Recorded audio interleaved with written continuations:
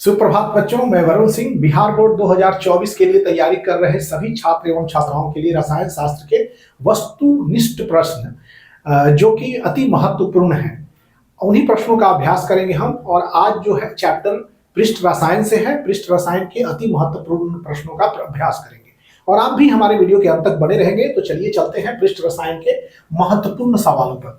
तो बच्चों, अध्याय 5 ये आपका पृष्ठ रसायन है और इसके महत्वपूर्ण सवाल, पहला सवाल है, जब फेरिक हाइड्रोक्साइड सॉल्ट में सोडियम क्लोराइड का घोल मिलाया जाता है तो ए ऑप्शन है फेरिक हाइड्रोक्साइड और आयरन थर्ड प्लस प्राप्त होता है, बी ऑप्शन है फेरिक हाइड्रोक्साइड और क्लोराइड आयन प्राप्त होता है, सी ऑप्शन है फेरिक हाइड्रोक्साइड सोडियम आयन प्राप्त होता है, डी ऑप्शन है फेरिक हाइड्रोक्साइड अवक्षेपित हो जाता है। तो ऑप्शन डी जो है वो सही जवाब हुआ आपका और आंसर हो जाएगा, आंसर इज डी। दूसरा है, उस कोलाइडी तंत्र को जिसमें ठोस पदार्थ प्रक्षिप्त अवस्था में, ठोस पदार्थ ही प्रक्षिप्त अवस्था के रूप में तथा द्रव परिक्षेपण माध्यम के रूप में होता है, परिक्षेपण कैसे वर्गीकृत करते हैं? तो इसका नाम होता है ठोस पदार्थ किस अवस्था में, परिक्षिप्त अवस्था के रूप में, तथा द्रव रहेगा परिक्षेपण माध्यम में। तो ए ऑप्शन है ठोस सोल, बी ऑप्शन है जेल, सी ऑप्शन इमल्सन और डी है सॉल्ट। तो इसका ऑप्शन सही जवाब डी होगा, आंसर इज डी, इसका सही जवाब होगा। थर्ड प्रश्न है, ठोस सतह पर गैस के अधिशोषण के लिए log x/m और log p के बीच ग्राफ रेखीय होता है। ग्राफ की ढलान बराबर होती है, तो ग्राफ की ढलान k के बराबर, log k के बराबर, ln k के बराबर 1/n के बराबर। तो answer C option is your correct, answer is C. ये फोर्थ क्वेश्चन है, हेबर विधि द्वारा अमोनिया के निर्माण में आयरन उत्प्रेरक के लिए वर्धक का कार्य करता है, आयरन उत्प्रेरक के रूप में काम करता है और आयरन उत्प्रेरक के लिए वर्धक का कार्य कौन करता है? ए ऑप्शन है कॉपर, बी मैग्नीज डाइऑक्साइड, सी निकल, डी मॉलिब्डेनम। तो D option is correct, answer हो गया आपका डी, मॉलिब्डेनम। फिफ्थ क्वेश्चन है, तापक्रम में बदलाव के प्रति संवेदनशील उत्प्रेरक है। संवेदनशील, कोई भी इनऑर्गेनिक कैटलिस्ट तापक्रम में बदलाव के लिए संवेदनशील नहीं होगा, जब भी होगा ऑर्गेनिक। खासकर ये जाइमेज, जाइमेज क्या करता है? अल्कोहल, ग्लूकोज को अल्कोहल में कन्वर्ट करने के काम करता है और ये सी ऑप्शन आपका करेक्ट ऑप्शन होगा, आंसर हो जाएगा सी। अल्कोहल को इथेनॉल और कार्बन डाइऑक्साइड में जाइमेज कन्वर्ट करता है और जाइमेज एक कार्बनिक उत्प्रेरक है और ये एंजाइम है और एंजाइम ही ताप में बदलाव के प्रति अति संवेदनशील होते हैं, इसलिए सी ऑप्शन करेक्ट है, बिकॉज जाइमेज जो होगा वो एंजाइम है। सिक्स क्वेश्चन है, किस प्रकार की धातुएं प्रभावी उत्प्रेरक बनाती है, इफेक्टिव कैटलिस्ट? कौन सी धातुएं जो होगी उत्प्रेरक के रूप में कार्य करेंगी? तो खासकर संक्रमण तत्व की सभी धातुएं, जो संक्रमण तत्व की धातुएं ही उत्प्रेरक के रूप में, प्रभावी उत्प्रेरक के रूप में कार्य करती है। तो आंसर हो गया इसका बी। सेवेंथ क्वेश्चन है, कौन सा व्यवस्था कोगुलेटिंग क्षमता मतलब स्कंदन क्षमता के घटते क्रम में सही है? तो ए ऑप्शन में जिसका चार्ज ज्यादा होगा, सोडियम में 1 प्लस चार्ज है, बेरियम में 2 प्लस चार्ज है, एल्युमिनियम में 3 प्लस चार्ज है, जिसका चार्ज अधिक है उसको पहले होना चाहिए। बी ऑप्शन में बेरियम में 2 प्लस है, एल्युमिनियम में 3 प्लस है, ओके, और सोडियम में 1 प्लस। यहां देखिए एल्युमिनियम में 3 पॉजिटिव, ट्राई पॉजिटिव चार्ज है, तो ये ऑप्शन आपका पहले नंबर पर, ये दूसरा और ये तीसरा, तो सी ऑप्शन आपके करेक्ट होंगे। एट्थ आंसर, कुहरा निम्न में से किस प्रकार का कोलाइडल सिस्टम का उदाहरण है? कुहरा किस तरह के कोलाइडल तंत्र का उदाहरण है? ए ऑप्शन है गैस का द्रव में विलयन, बी ऑप्शन है द्रव का गैस में विलयन, सी ऑप्शन है ठोस का द्रव में विलयन, डी ऑप्शन है द्रव का द्रव में विलयन। तो बच्चों कोहरा जो है वो द्रव का गैस में विलयन है, सो बी ऑप्शन आपके करेक्ट है। नाइन्थ क्वेश्चन है, ताजे अवक्षेप को कोलाइडी विलयन में बदला जा सकता है, मतलब फ्रेशली प्रिपेयर्ड प्रेसिपिटेट को हम लोग कोलाइडी विलयन में बदलते हैं। तो ये जो होता है कैसे बदला जाता है? तो पेप्टिकरण विधि द्वारा, इसको बी ऑप्शन करेक्ट है, पेप्टाइजेशन मेथड। तो ये अब तक के 9 प्रश्न। अब अगले प्रश्न के लिए 10th क्वेश्चन की तरफ हम लोग प्रोग्रेस करेंगे। केवल वस्तुनिष्ठ प्रश्नों का ही हम लोग हल करेंगे। रसायन शास्त्र में पृष्ठ रसायन के वस्तुनिष्ठ प्रश्नों को हम हल कर रहे हैं।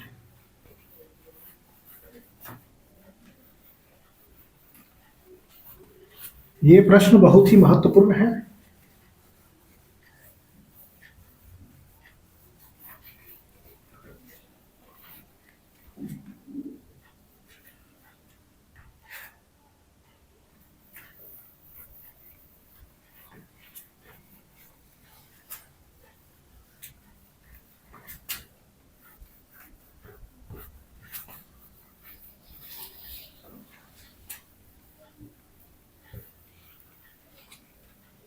अब हमारा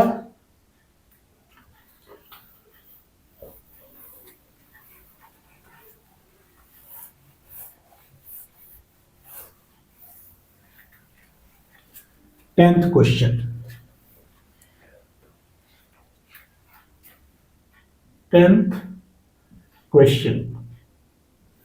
कोलाइडी विलयन में कोलाइडी विलयन के कणों का आकार होता है।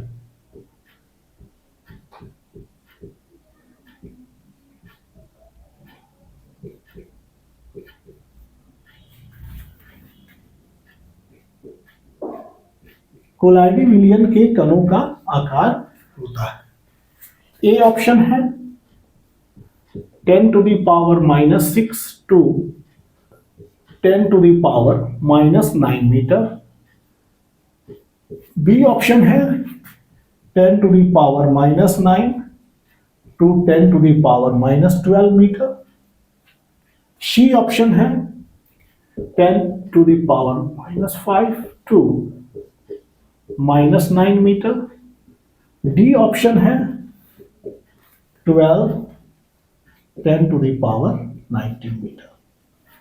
कोलाइडी विलयन के कणों का आकार होता है बच्चों 10 to the power -6 metre to 10 to the power -9 metre. Okay,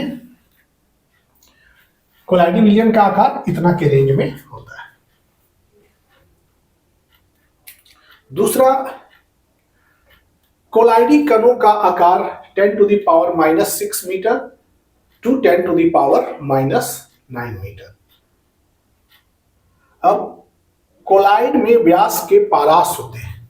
collide में 11th क्वेश्चन है, अगर इसी तरह से कोलाइड में व्यास के पारास होते हैं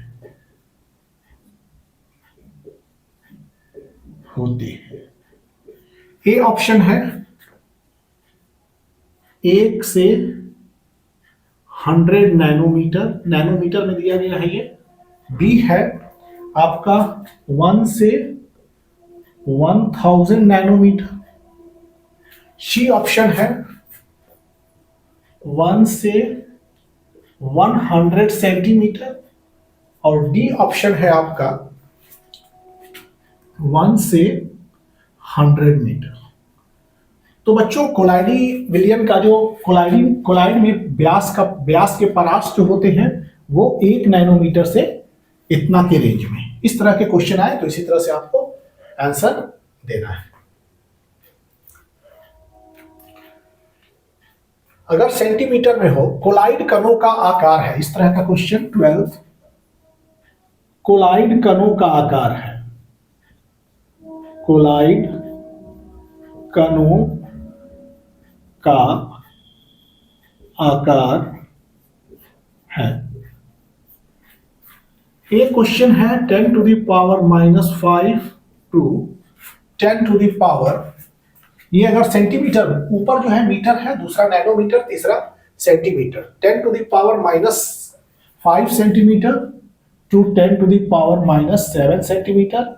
बी ऑप्शन दिया गया है आपका 10 to the power minus 9 centimetre to 10 to the power minus 11 centimetre. C option है 10 to the power minus 7 centimetre to 10 to the power minus 9 centimetre.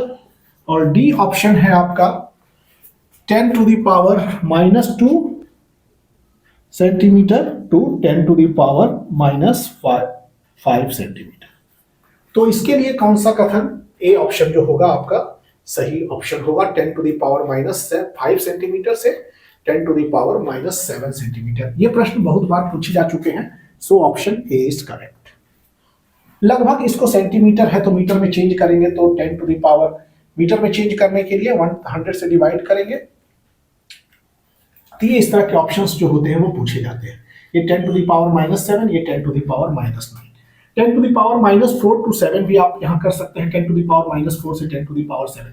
क्योंकि यहाँ मीटर है, सेंटीमीटर में इसको चेंज करेंगे तो 10 टू द पावर माइनस 4 हो जाएगा और सब एक ही रेंज में होंगे, इसलिए यहाँ पर इस तरह के क्वेश्चन में 10 to the power minus 5 to 10 to the power minus 7 centimetre आपका सही जवाब हो जाएगा। 13th क्वेश्चन है दूध है। 13th क्वेश्चन दूध है।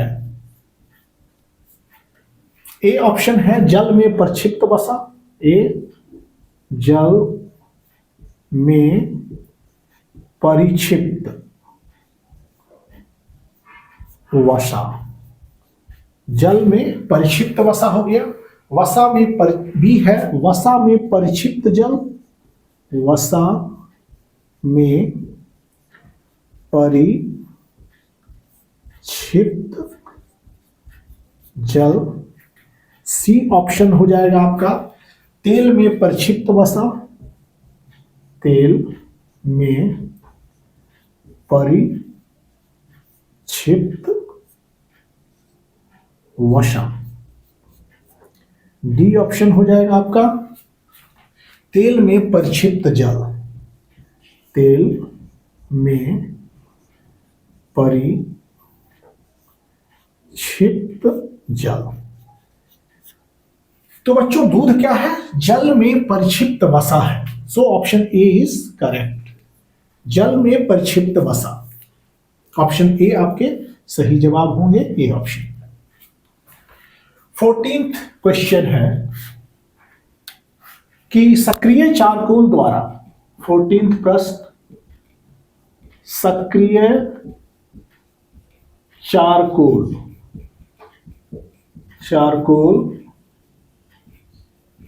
द्वारा सर्वाधिक अधिशोषित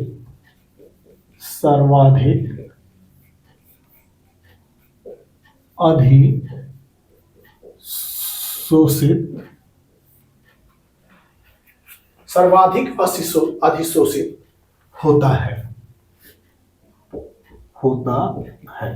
मतलब एक्टिवेटेड चारकोल सबसे अधिक किसको अधिशोषित करता है, सक्रिय चारकोल सबसे अधिक किसका अधिशोषण करता है। ए ऑप्शन है आपका नाइट्रोजन, बी ऑप्शन है आपका कार्बन डाइऑक्साइड, सी ऑप्शन है आपका क्लोरीन और डी ऑप्शन है आपका ऑक्सीजन। तो बच्चों याद रखेंगे कि कार्बन डाइऑक्साइड का सक्रिय चारकोल इन चारों में से सबसे अधिक करता है, सक्रिय चारकोल। और दूसरा उसी तरह का प्रश्न है 15th क्वेश्चन कि किस गैस का अवशोषण, किस गैस का अवशोषण, किस गैस का अवशोषण चारकोल के द्वारा सबसे अधिक होता है,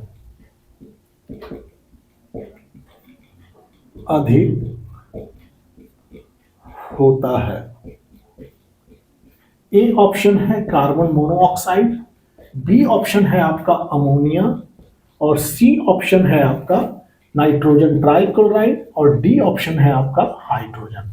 तो बच्चों अगर यहाँ कार्बन डाइऑक्साइड भी होता तो अमोनिया सबसे अधिक अधिशोषण करता है, अगर यहाँ अमोनिया होता तो अमोनिया पर ही हम टिक करते, लेकिन यहाँ अमोनिया ना होकर कार्बन डाइऑक्साइड है, कार्बन मोनोऑक्साइड है। कार्बन डाइऑक्साइड भी यहाँ होता तो अमोनिया सबसे अधिक अधिशोषण करता है, और उससे भी अधिक अधिशोषण करता है सल्फर डाइऑक्साइड। लेकिन सल्फर डाइऑक्साइड है नहीं, सबसे अधिक करेगा अमोनिया, तब कार्बन डाइऑक्साइड, इसलिए यहाँ पर सबसे अधिक अमोनिया हो। अगर सल्फर डाइऑक्साइड होता तो ऑप्शन में सल्फर डाइऑक्साइड टिक करते। 15th क्वेश्चन ये हमारा हुआ। 16, भौतिक अधिशोषण का दर बढ़ता है। भौतिक अधिशोषण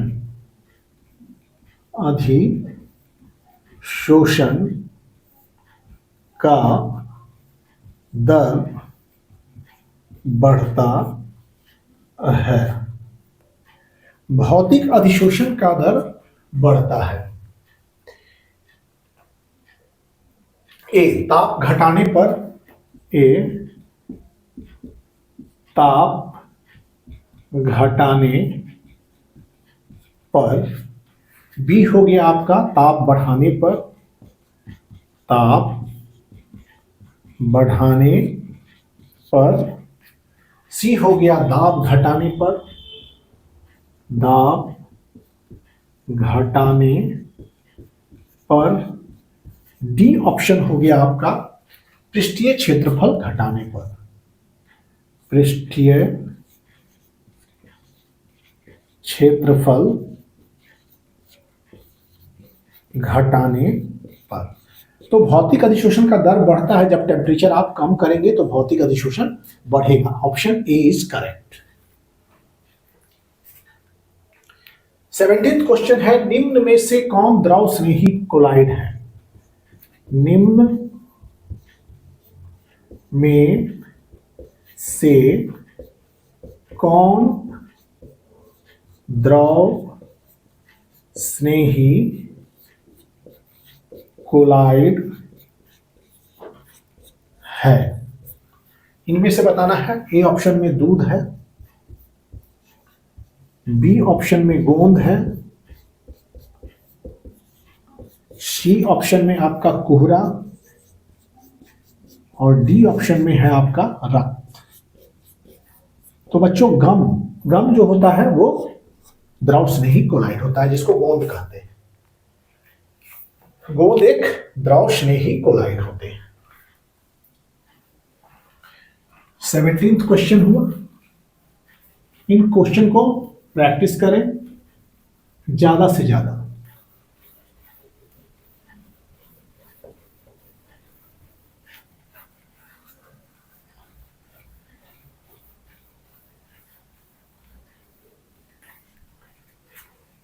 अब 18th क्वेश्चन।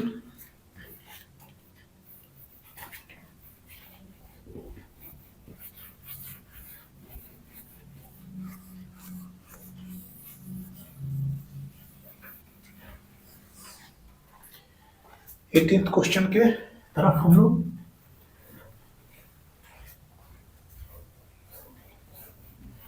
सब बेहद ही इंपॉर्टेंट क्वेश्चन है।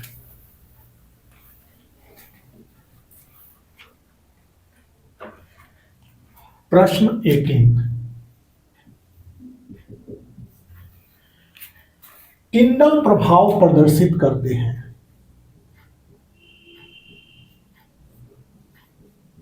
प्रभाव प्रदर्शित करते हैं। कौन टिंडल प्रभाव? ए, वास्तविक घोल। वास्तविक घोल कौन हो गए? चीनी में, पानी में चीनी, पानी में नमक, ये सब वास्तविक घोल। और वास्तविक घोल कभी भी टिंडल प्रभाव प्रदर्शित नहीं करता है। वास्तविक घोल द्वारा, बी ऑप्शन हो गया आपका घोल द्वारा, सी ऑप्शन हो गया आपका कोलॉइड द्वारा। हमेशा याद रखें कोलॉइड और निलंबन, यही टिंडल प्रभाव दर्शाएंगे। डी हो गया आपका इनमें कोई नहीं, इनमें से कोई नहीं। तो बच्चों कोलाइडी विलयन जो होता है वो टिंडल प्रभाव प्रदर्शित करते हैं, जैसे इमल्सन, पायस, ये सब टिंडल प्रभाव प्रदर्शित करेंगे। तो सोना के कोलाइड्स हो, किसी तरह का लायोफिलिक कोलाइड हो, लायोफिलिक कोलाइड हो, कोलाइड होना चाहिए, वो टिंगल प्रभाव प्रदर्शित करेंगे। Option C is correct. Okay, अब 19th क्वेश्चन है P2O5 फॉस्फोरस पेंटाऑक्साइड अच्छा, एक अच्छा P2O5 एक अच्छा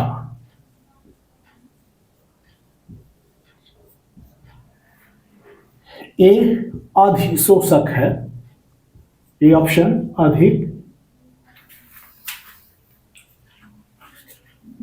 एक अच्छा अधिश, ए ऑप्शन, बी ऑप्शन है अवशोषक, सी ऑप्शन आपका दिया गया है अवकारक, और डी ऑप्शन है रंग विनाशक।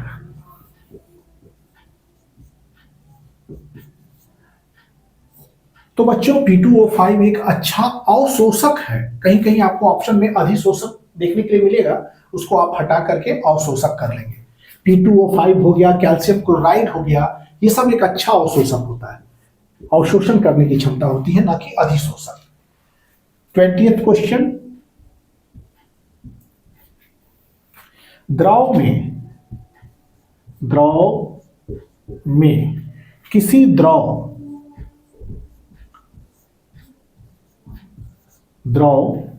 का परिक्षेपण कहलाता है, क्षेपण कहलाता, द्रव में द्रव का परिक्षेपण कहलाता है। ए ऑप्शन है जेल, बी ऑप्शन है आपका फेन, सी ऑप्शन है आपका पायस, और डी ऑप्शन है आपका एरोसॉल। तो बच्चों पायस जो है वो द्रव में किसी द्रव का परिक्षेपण कहलाता है। 21 क्वेश्चन, दोनों क्वेश्चन को बारीकी से समझ लीजिएगा। ठोस पदार्थ पर, ये है ठोस पदार्थ पर, ठोस पदार्थ पर किसी द्रव का परिक्षेपण कहलाता है, क्षेपण कहलाता है। ए ऑप्शन है सॉल, बी ऑप्शन है जेल, सी ऑप्शन है पायस, डी ऑप्शन है फोम। तो बच्चों ठोस पदार्थ पर अगर द्रव परिक्षेपित हो, ठोस पदार्थ के ऊपर, ठोस पदार्थ पर किसी द्रव का परिक्षेपण, और इसमें ऑप्शन हो जाएगा जेल, लेकिन द्रव में द्रव का परिक्षेपण होगा पायस। ओके, निम्न, अब 22 क्वेश्चन,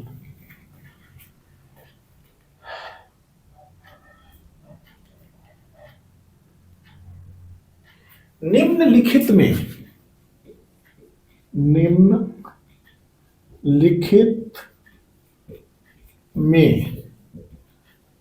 ठोस समुदाय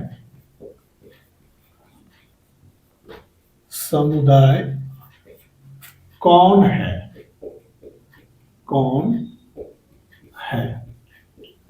ठोस समुदाय के लिए, तो ठोस समुदाय धूम, एक ऑप्शन दे रहे हैं धूम, बी ऑप्शन है केक, सी ऑप्शन है संश्लेषित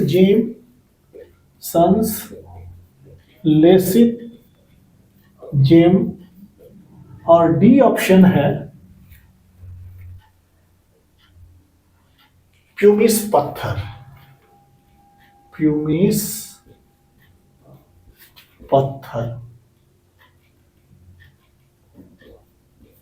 तो आप बच्चों इसका ऑप्शन सी, संश्लेषित जेम जो है वो क्या है? ठोस समुदाय। 23 क्वेश्चन है, रासायनिक अधिशोषण में कितनी परतें होती हैं? एक, ये यूनिलेयर बनाता है। रासायनिक अधिशोषण, अधिशोषण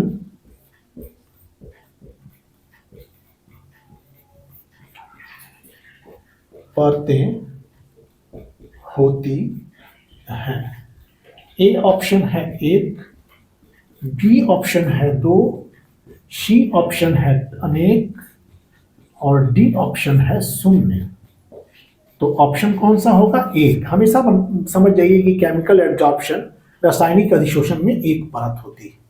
24th क्वेश्चन, दूध निम्नलिखित में से किसका उदाहरण है? दूध निम्नलिखित में, निम्नलिखित में किसका उदाहरण है?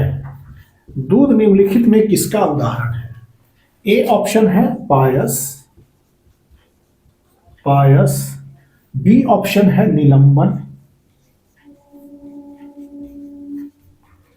सी ऑप्शन है आपका सॉल और डी ऑप्शन कोई नहीं। इनमें से कोई नहीं, से कोई। तो बच्चों दूध पायस है, इमल्सन है। ओके, दूध एक पायस है। अब अगले प्रश्न की तरफ। 24 हो गए।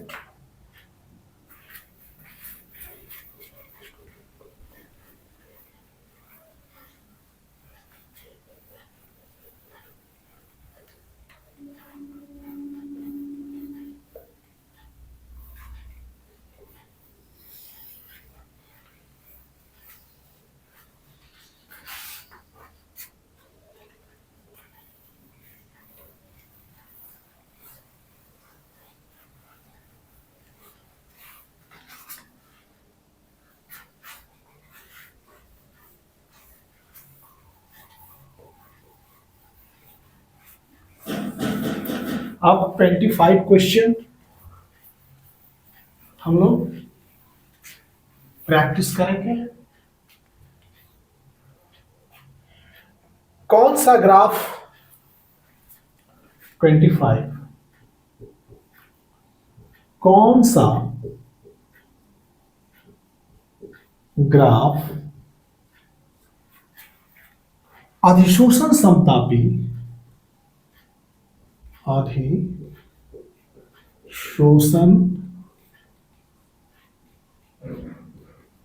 कौन सा ग्राफ अधिशोषण समतापी को निरूपित करता है?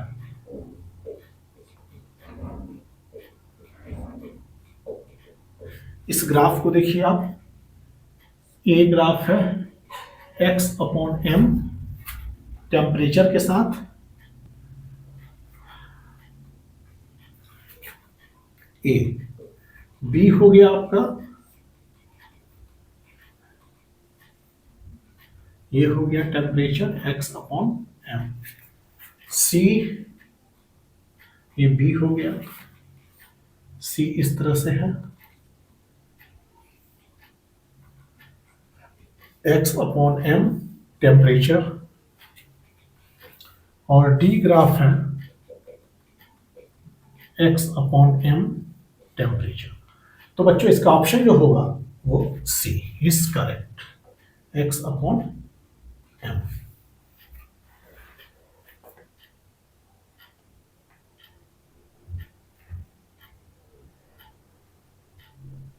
26 है, धूम किस प्रकार का, धूम, धूम मतलब स्मोक, स्मोक किस प्रकार का, किस प्रकार का कोलाइडी तंत्र है, तंत्र है। ए ठोस गैस ऑप्शन है, ठोस गैस। बी ऑप्शन है आपका गैस द्रव। सी ऑप्शन है आपका द्रव गैस। और डी ऑप्शन है आपका गैस ठोस। तो बच्चों, जो धूम होता है, स्मोक होता है, वो ठोस और गैस का कोलाइडी तंत्र है। ए ऑप्शन इज करेक्ट, और इसमें ये ऑप्शन करेक्ट है। 25 में ये ऑप्शन करेक्ट है, और 26 में धूम जो है ठोस गैस का कोलाइडी तंत्र है। 27 क्वेश्चन है, स्वर्ण संख्या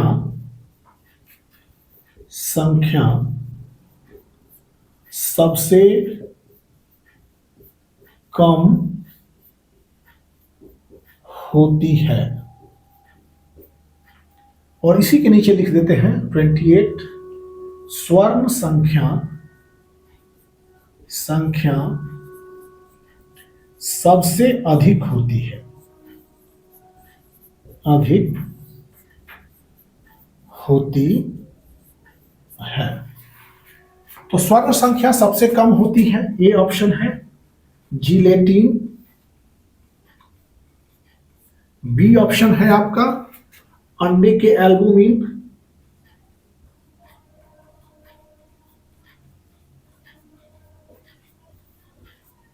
सी ऑप्शन है गोंद, और डी ऑप्शन है स्टार्च।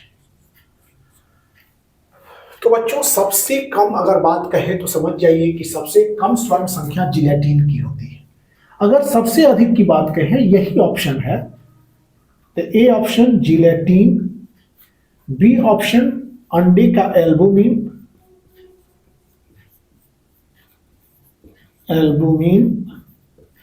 और सी ऑप्शन गोंद, और डी ऑप्शन स्टार्च।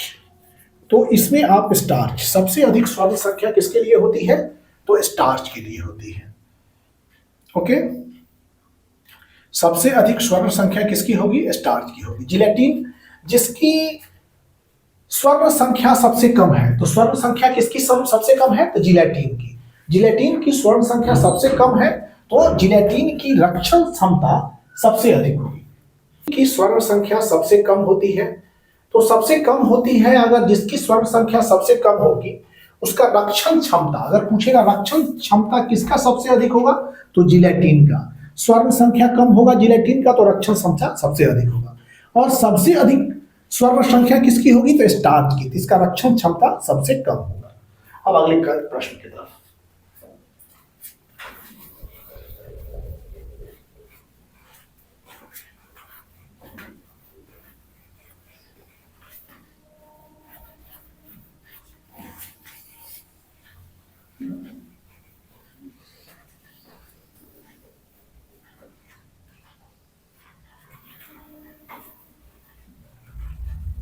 अगले प्रश्न में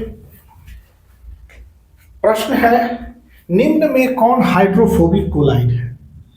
प्रश्न,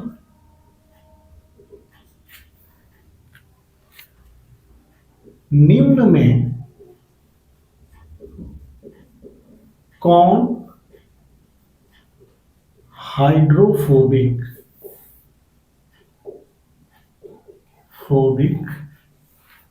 कोलाइड है?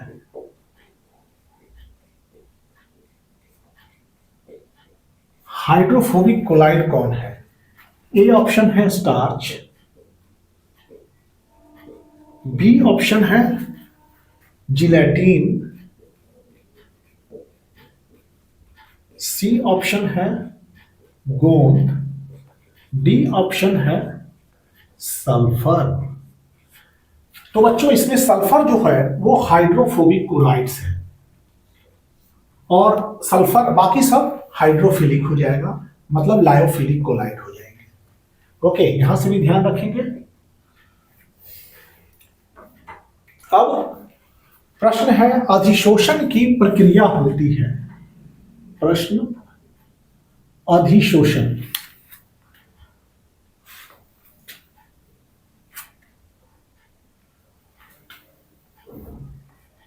अधिशोषण की प्रक्रिया होती है।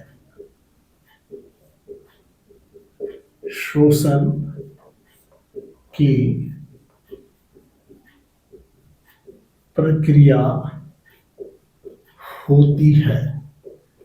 अधिशोषण की प्रक्रिया होती है। ये है उष्मा छेपी। बी हो गया उष्मा शोषी। सी ऑप्शन है ए और बी दोनों, और डी है इनमें से कोई नहीं, से कोई नहीं।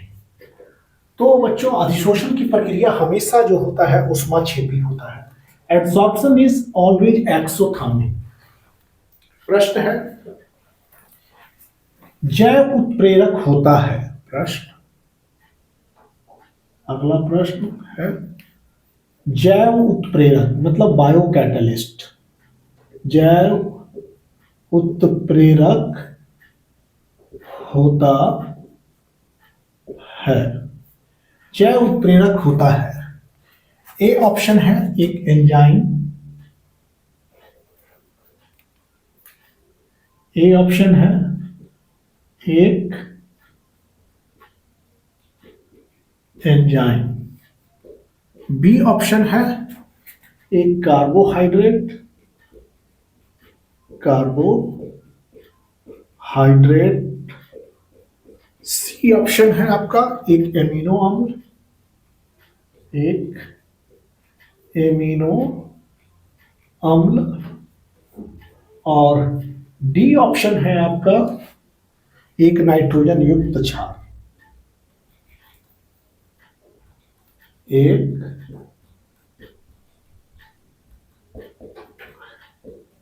नाइट्रोजन युक्त क्षार। तो बच्चों हमेशा जैव उत्प्रेरक मतलब बायो कैटलिस्ट, जैव उत्प्रेरक क्या होते हैं? एक एंजाइम होते हैं। जैव उत्प्रेरक एक एंजाइम है। प्रश्न, ग्रिग्नार्ड अभिकर्मक निर्माण के दौरान, ग्रिग्नार्ड अभिकर्मक निर्माण के दौरान, ग्रिग्नार्ड अभिकर्मक निर्माण के दौरान निर्माण में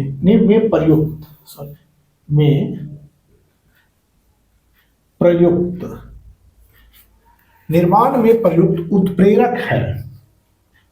उत्प्रेरक है।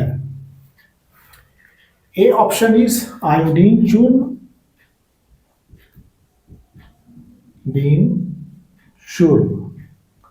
बी ऑप्शन हो गया आपका आयरन चूर्ण।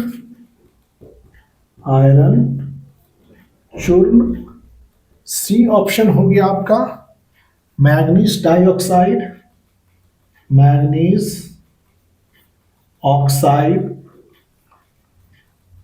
और डी ऑप्शन हो गया आपका सक्रिय चारकोल।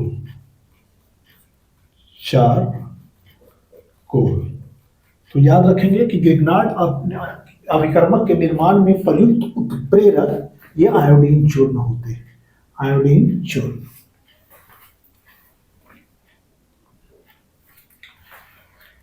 अब प्रश्न है धनावेशित सॉल है। प्रश्न,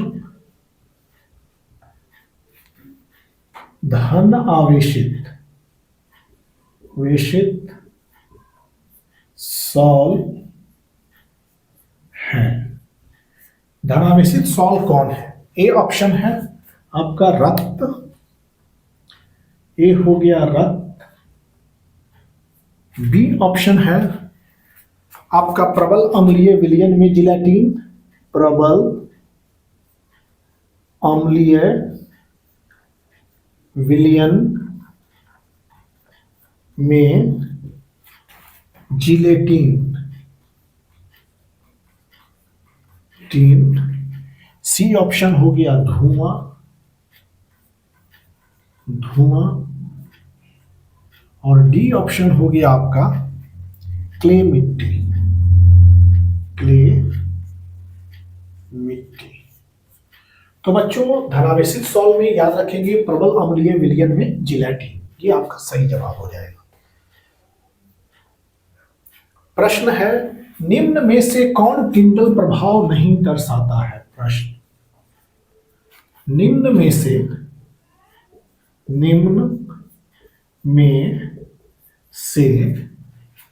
कौन टिंडल प्रभाव नहीं दर्शाता है? कौन टिंडल प्रभाव नहीं दर्शाता है? ए ऑप्शन है चीनी का घोल, चीनी का घोल। बी ऑप्शन हो गया सस्पेंशन, सी ऑप्शन हो गया सस्पेंशन। सी, बी ऑप्शन में आप रखेंगे बी सस्पेंशन। सी ऑप्शन में सोने का कोलाइडोसॉल,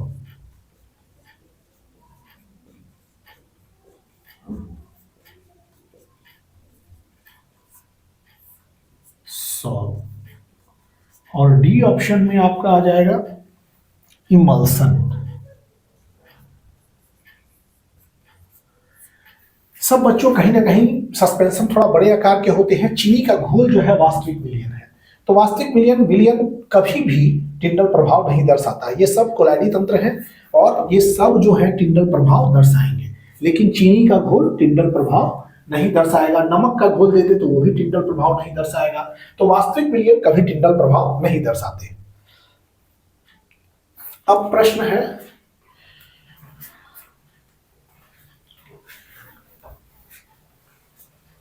बहुत महत्वपूर्ण प्रश्न है ये सब।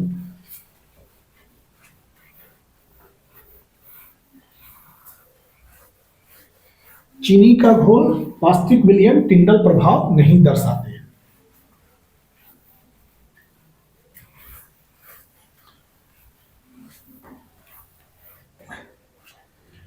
प्रश्न है भौतिक अधिशोषण में लगभग उष्मा उत्सर्जित होगी तो 20 से 40 किलो जूल प्रति मोल।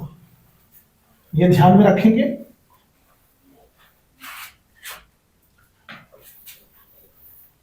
चालीस किलो जूल पर मोल। प्रश्न है भौतिक अधिशोषण में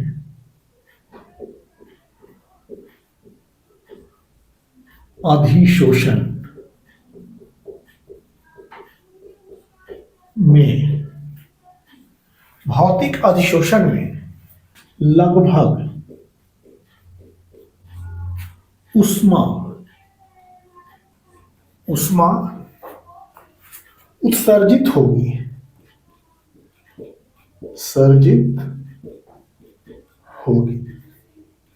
भौतिक अधिशोषण में लगभग उष्मा उत्सर्जित होगी किस रूप में? किलो जूल प्रति मोल में।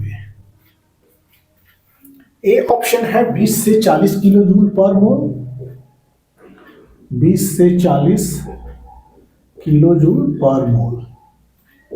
बी ऑप्शन आपका आ जाएगा 40 किलो जूल, ऑलरेडी यहां दिया गया है 20 से 40, और ये हो गया 40 से 60 किलो जूल पर मोल। सी ऑप्शन दिया गया है आपका 60 से 80 किलो जूल पर मोल, और डी ऑप्शन दिया गया है 40 से 400 किलो जूल पर मोल। तो ऑप्शन 20 से 40 किलो जूल प्रति मोल जो होगा भौतिक अधिशोषण में लगभग उष्मा उत्सर्जित होगी। अब प्रश्न है रासायनिक अधिशोषण में लगभग उष्मा उत्सर्जित होगी। रासायनिक अधिशोषण में लगभग उष्मा उत्सर्जित होगी। तो इसमें बच्चों याद रखेंगे कि 80 से 240 किलो जूल पर मोल, 80 से 240 किलो जूल प्रति मोल। Okay, according to NCERT. अब है प्रश्न प्रतिरक्षी सॉल्व होते हैं। प्रश्न है प्रतिरक्षी सॉल्व होते हैं। ए ऑप्शन है आपका विलायक स्नेही,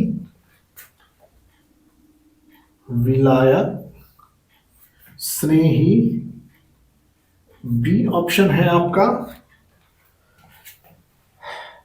विलायक रोधी,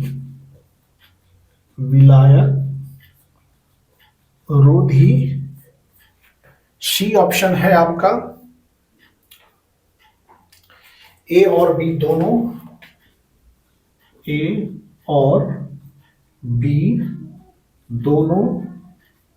और डी ऑप्शन है इनमें कोई नहीं।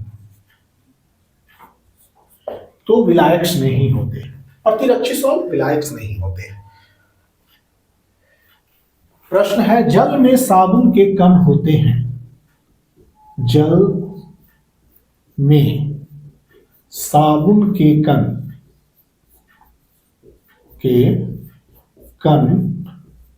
होते हैं। ए ऑप्शन है ऋण आवेशित,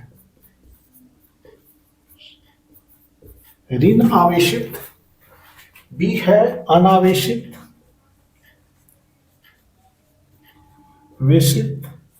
सी है धनावेशित,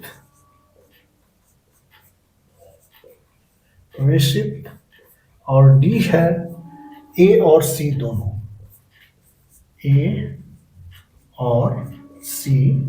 दोनों, तो बच्चों साबुन के जो जल में साबुन के जो कण होते हैं वो याद रखेंगे ऋणावेशित होते हैं।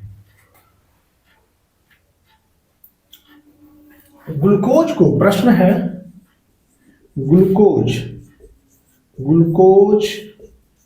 को इथेनॉल में परिवर्तित करने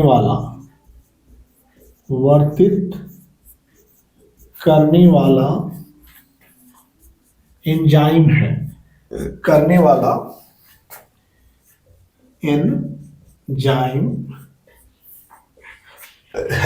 ए इन्वर्टेज,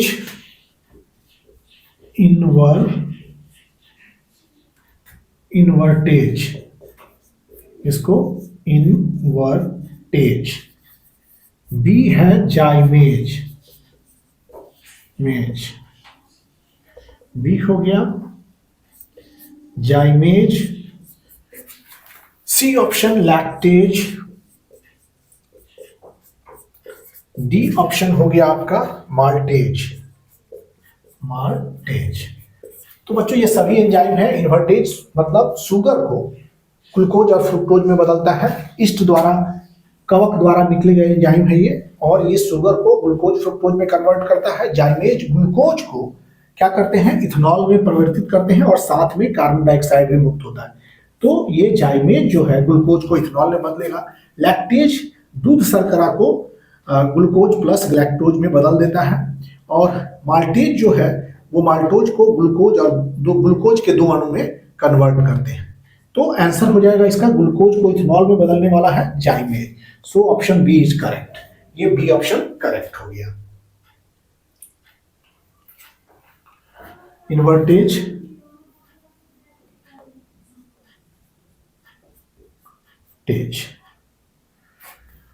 तो बच्चों ये जो अध्याय 5 पृष्ठ रसायन के कुछ महत्वपूर्ण वस्तुनिष्ठ प्रश्न अब यहीं पर समाप्त होने जा रहा है। अगले चैप्टर 6 जिसका नाम है तत्वों के निष्कर्षण के सामान्य सिद्धांत और प्रक्रम के लिए भी कुछ वस्तुनिष्ठ प्रश्न आपके लिए लेके आएंगे।